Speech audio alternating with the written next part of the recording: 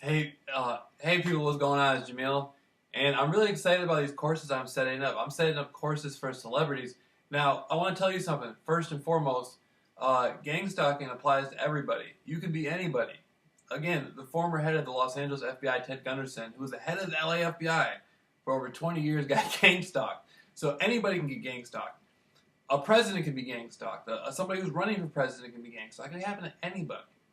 Now, I just got through talking to my client, and my client was suggesting to me to try to get a book together. Try to get a movie together on Lifetime. No one out there is helping people with gang stalking, and it's an international issue. It's a human rights issue. And after doing an interview with a human rights group, PACT International, I realized that there's nobody setting up anything for anybody. Which brings me to this: setting up courses for celebrities.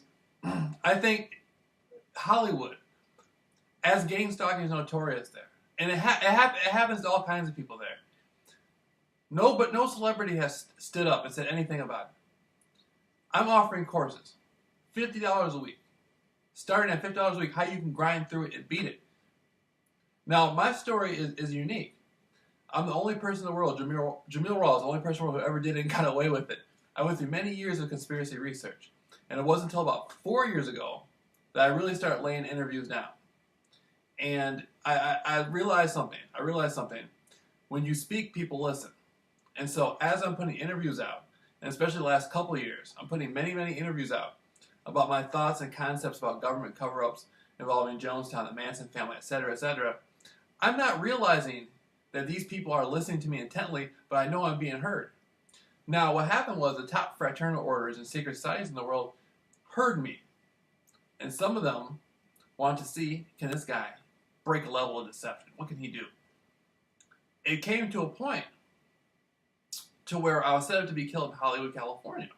Right off Hollywood Boulevard. Right off Hollywood and Whitley. Okay? I was at Motel 6. And, right there on the Walk of Fame, baby. Right there on the Walk of Fame. And it happened there that I slipped out of it miraculously. Okay? There's a much detailed story. Okay? But I walked up to a man who was ringleading it, and he looked at me. At that point, they decided that I wasn't a serious enough threat to terminate me right then and there. But everything was in position. He had to call it off. Okay, after he called it off, I was able to go about my business. I came back to Michigan, and I started running my mouth. Again, not just about conspiracies, but about what had happened, how I had been in a life-threatening situation, and I didn't say as much as I could have, but I said enough. Now these people are really pissed. Not only was he doing his conspiracy stuff, but now he comes out here. I actually got to meet the secret societies in person. I actually got to meet these people in person. Now he knows who we are. And then he finds out we tried to set him up and kill him. And then he's still running his mouth. And so it was a really interesting situation. Now this is right off Hollywood Boulevard, right? And so then after I come back to Michigan, I ended up in the gang stalking program. After a year of grinding through it, I beat it, especially in the last few months. Okay? Now there's people who've been going through for 30 years who haven't been able to perfect the methods that I use to beat it. I just randomly started going up to people, talking to them, giving them flyers, telling them who I am, and eventually I grinded out of it. And it changed me for the better. Everything is better about me. My physical health is better. The way I take care of myself is better. My interest in things are better. I was no longer interested. I wasn't interested in women at all. And now my interest in women has shot up. My taste in women has shot up. A whole bunch of things. And my life is way better now than it was before gang stalking started. I stopped drinking alcohol. I stopped smoking cigarettes. And so everything's gotten better. And so what I want to do now is help those people in Hollywood who are going through gang stalking to show you can be an actor or an actress or a musician and not just beat gang stalking. You can be a better actor, a better actress, a better musician. Okay?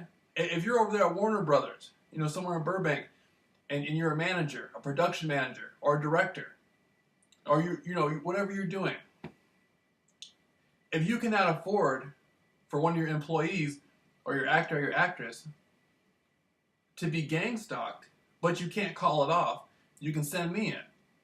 Maybe you can't call it off, but you can send me in, and I can make sure things get done properly. And there's no time delay, there's no games, there's no nothing. I live right next to the airport. All you gotta do is just let me know. I'll come right there, come right to where you are. We'll take care of it. Boom, I'll be right back home. I live in Norton Shores, Michigan. Right? And so, now things happen in Hollywood. Like Martin Lawrence running down the street with a gun saying they're trying to kill him. Britney Spears. What happened to Cat Williams? I see this stuff. And from my experience of gang stalking, I know what's going on. I know about it. I know I can see right through it. So just get a hold of me. And I'm telling you, I have no children. I'm single, living at my mother's house. No car. And because I had no car, I had to get up at 3 in the morning and walk to a neighboring city, Grand Haven. And that was like 15, 20 miles. I had to walk there and back by myself.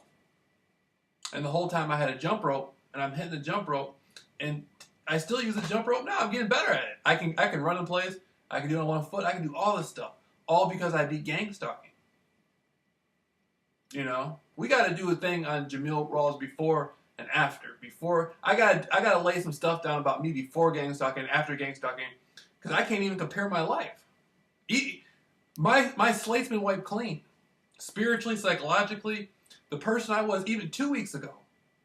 Every day is about separation. I'm separating myself from the person I was the day before. I don't even notice myself. After 2-3 days, I'm a completely different person. And I've gotten to the point where the gang stalking program, they still use stuff. They use helicopters. They use all sorts of stuff against me.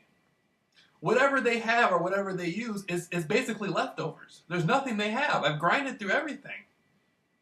The only thing they have left is they use sexy females to try to entice me or lure me. And that's helped me even more. Now I really want to get out there to Hollywood and talk and help the celebrities and stuff, because I know the people out there keep beautiful ladies in their company and stuff. So I'm really excited about it. So just contact me, Jamil Rawls, Jameel, 2 E's for a double dose, at Jamil Rawls at gang stalking. No, Jamil Rawls VS. Jamil Rawls VS versus gang stalking at Gmail. And I know all about Hollywood. I used to go out there every single year and take tours. You know, up and down Hollywood Boulevard. I know half the people. If you were to take me and pull me up and show all the tour guides on Hollywood Boulevard my picture, and they'd say, "I know him. I know him. This guy he's all here every year. What did he do wrong?" And just see, they know me. I used to drive through Beverly Hills over and over again on those tours. Hugh Hefner's house. I had the girls work the Playboy Mansion. I had the girls yelling to us past the gate. I was talking to them. I had Tom Cruise's house, Dr. Phil's house. I remember at Dr. Phil's house I saw a woman in the window one time, and I said, "Hey, that's his alter ego." That's his and so I just love it. But I love the older Hollywood, the Laurel Canyon. The Mamas and Papas, the Byrds, Jimi Hendrix, the Beach Boys over there in Rustic Canyon. They used to be over there in Rustic Canyon, Topanga Canyon. I studied the Charles Manson conspiracy thoroughly. I don't think there's anybody who really knows as much as I do. I mean, except for the people who are intimately involved in it. I went past what normal people will go to find out. And when I did that, I learned everything about the 60s and the Laurel Canyon area. I know more. It gets to the point where I know more about the 60s than people actually lived it. And so, I'm right there. When I talk about Hollywood, I'm not talking about what's going on now. I'm talking about the old Bugsy Siegel Hollywood. Where he was running his show up in the Hollywood Hills. I'm talking about the real stuff. And so when you get Jamil Rawls to come hang out with you and help you beat gang stalking, you're getting somebody who already knows a little bit about things. Okay? And somebody who already knows a little bit about things, and somebody who's going to keep their mouth shut for you about things. And so that's one of the biggest lessons I learned from conspiracy. If you know something that the public is not supposed to know, be quiet. And so I think it's an act of God that I'm here. And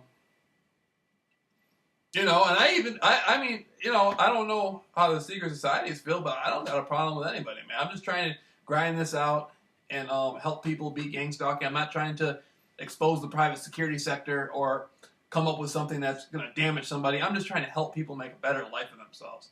The American dream. You know what I'm talking about? And for $50 a week, of course, you can't beat it, man. You can't beat it. I mean, if you're a celebrity, we can work. We can work something even better out. But you just talk to my client. My client ain't about no games. My client's a very upscale woman who's a New York PhD. Boy, it's a really interesting situation. I already got my client passing out flyers, confronting people. Before, my client was scared to leave. Now my client's confronting gang stalkers at 7-Eleven. You know what I mean? So the Jamil Rawls strategy always works no matter what. We always keep the ball rolling no matter what. So just hit me up. Just hit me up. And I'm down to earth.